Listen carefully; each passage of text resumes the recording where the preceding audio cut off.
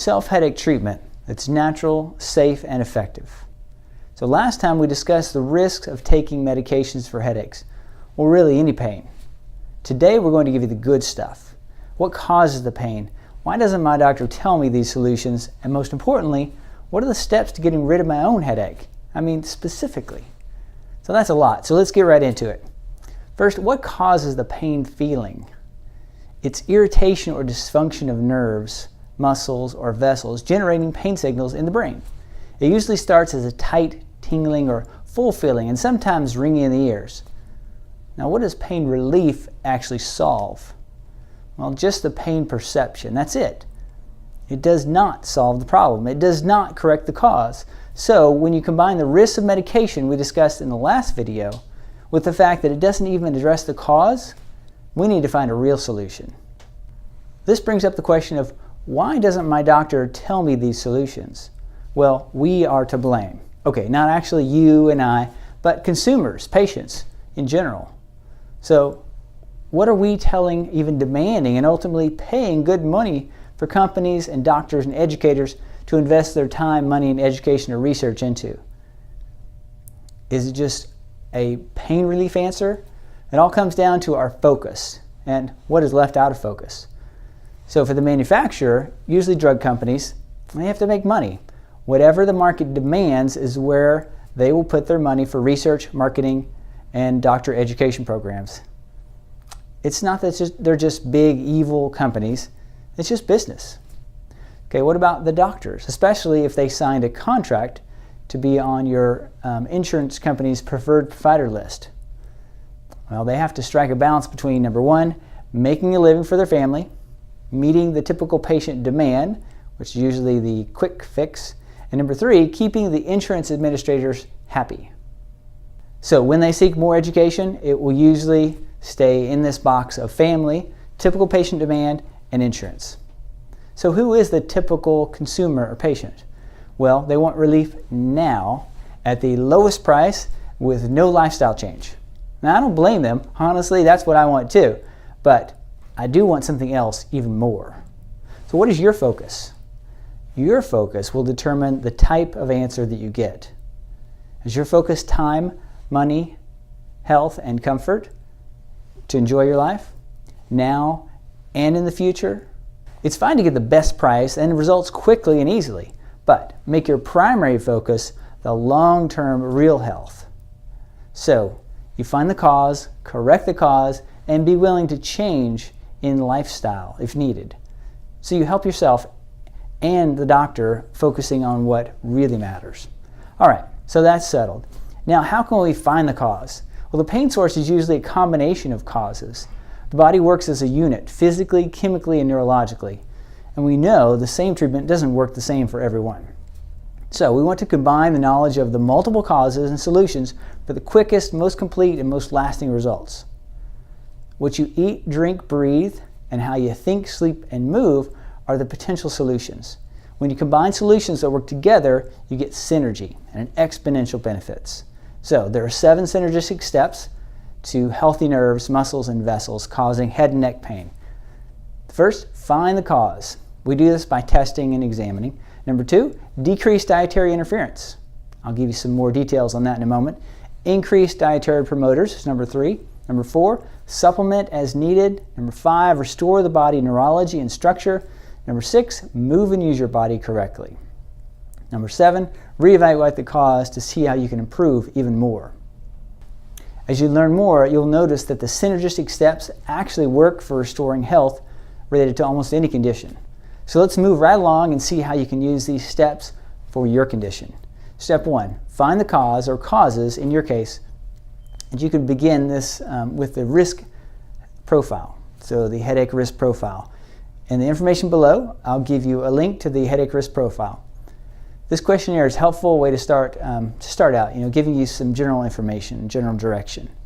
Food diaries to these headache triggers, they work well with the elimination reintroduction diets, where you can write down everything you eat, the relevant symptoms, headache in this case, and eliminate common trigger foods and additives for at least 2 weeks, and then reintroduce them one by one at 24-hour intervals until you find the trigger symptom, your headache.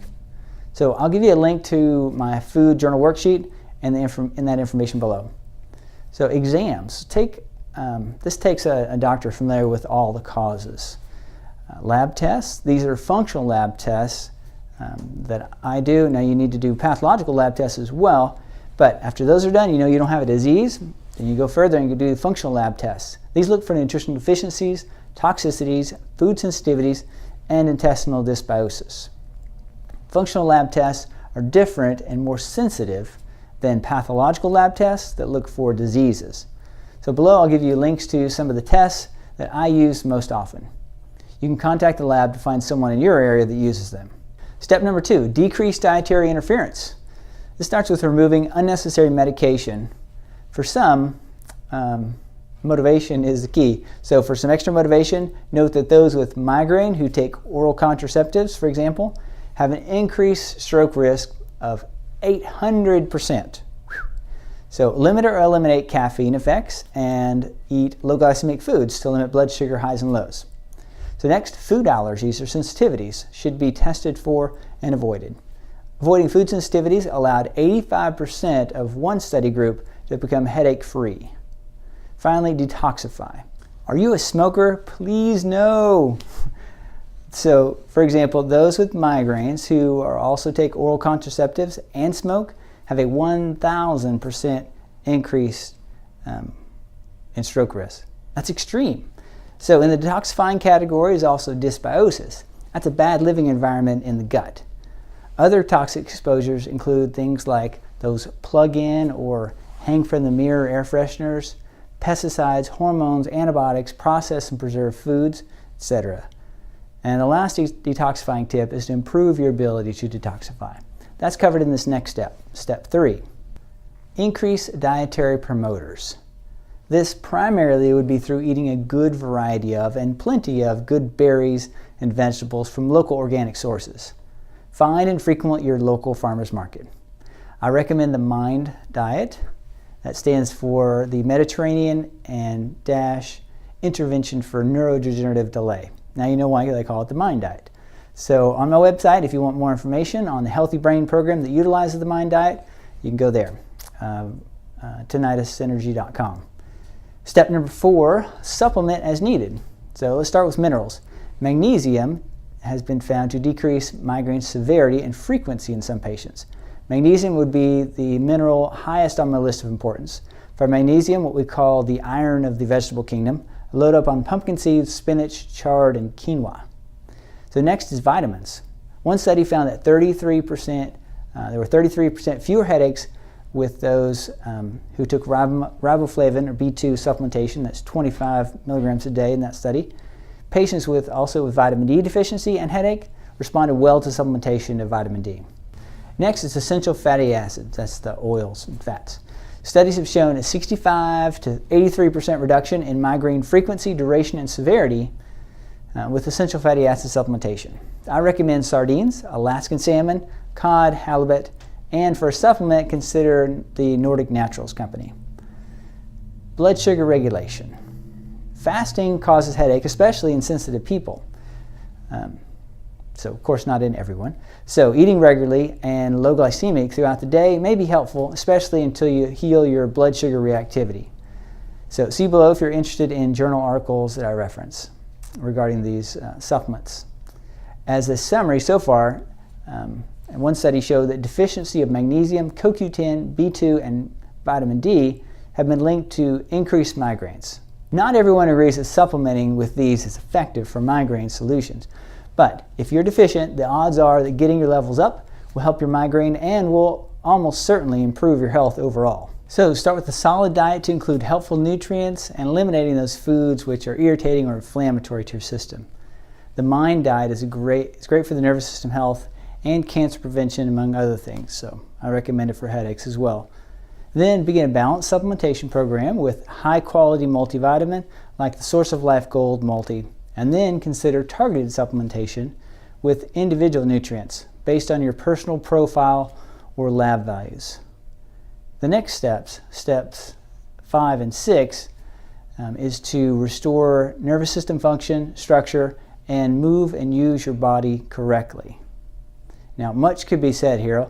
I'll save that for the next video, and I'll include in that the self-evaluation flowchart for headaches that I'll give you and show you how to use. This is a gem.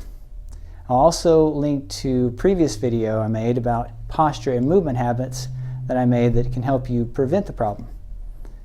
So if you want to be occasionally informed about my health education videos or topics, sign up for our newsletter here. Have a wonderful day. May God bless you.